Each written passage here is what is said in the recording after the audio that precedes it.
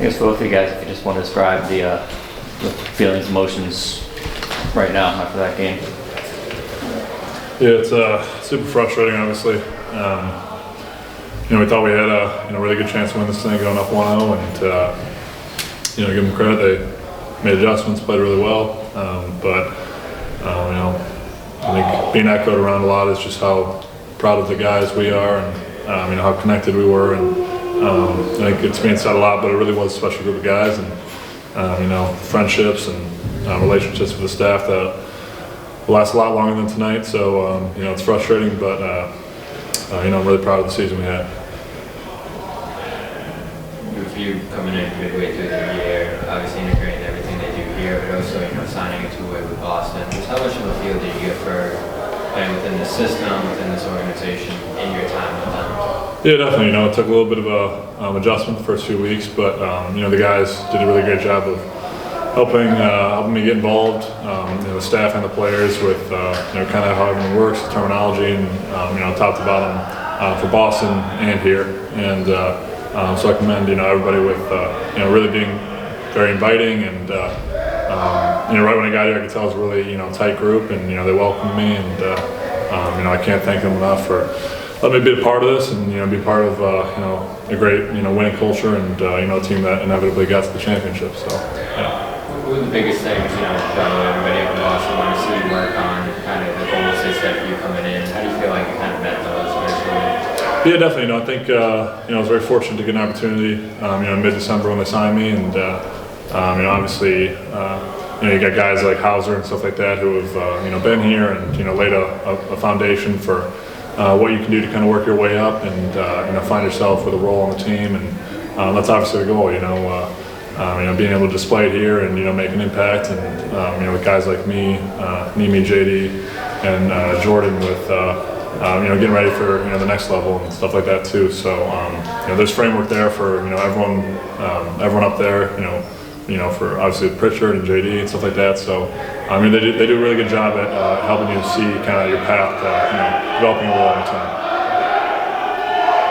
JD, you got 9 points in the first quarter, and then you had a layup to make it to tie it at 36. And what's just the feeling there? Is the feeling like, okay, we've weathered the storm here, we're clicking, we're game's kind of back where we want to be, and just how? What's the feeling? How surprising is to see them go on the run that they did to take control of the game right back? Like you said, it was 36, and went from 40 to 43. We went down 3 with like 3 minutes left. So they wanted to run, and basketball is a game of run. So they wanted to run where we couldn't weather the storm and just got out of hand a little bit. So we just went into halftime, tried to change that, tried to come back with a different energy. And they just kept making shots. They played well, and hats off to them. What do you feel like you got out of this year in terms of your goals you had coming in? I know Blaine was just talking a little bit about you breaking out your shell this year as a leader and a vocal guy, but in terms of your goals on and off the court, how do you feel like you met those this year? Yeah, my goal was to just come out of that shell I was in, and from college to from high school to college.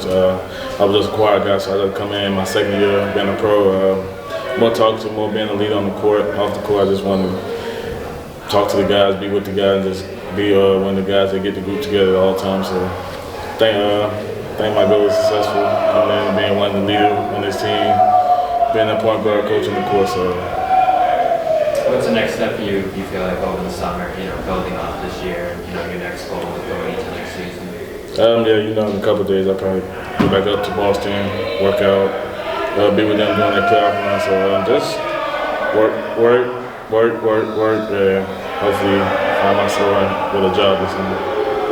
When you were just in Boston, you were like getting wide open threes, you were burying them. Tonight there was a few that just didn't go down for you. What did you feel, what were you feeling tonight? Yeah, sometimes there's those kind of days. They hit a bunch of really tough shots. We missed shots we normally hit. Guys, especially like DJ, who's such a, microwave scorer, so good.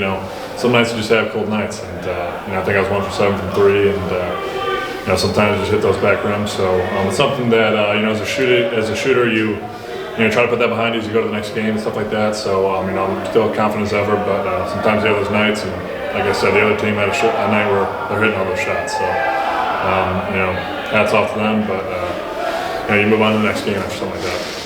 Andrew, what's going on, but it feels like you're running into a drought, a shooting drought at the same time they're knocking down everything they're hitting. I mean, how hard is it to keep from getting frustrated, to keep from, almost panicking a situation like that when you're looking at it go from, a 2-3 point game to, 13, 15, 18 points? Yeah, for sure. I think as a player, your goal is to be able to impact any way you can, in a multitude of ways of, rebounding, defense, passing, stuff like that. And, if one thing's not working, you just try and, help in other ways. Doesn't mean you stop shooting, but you're trying to impact the game in any way you can. And, unfortunately, they had big shots and big moments and just kind of kept that lead. But, from that one aspect of my game tonight, I was a little bit off. But, it's nothing you lose confidence over as a shooter. So, it's something you chalk up and get ready for the next one in hypothetical terms. So.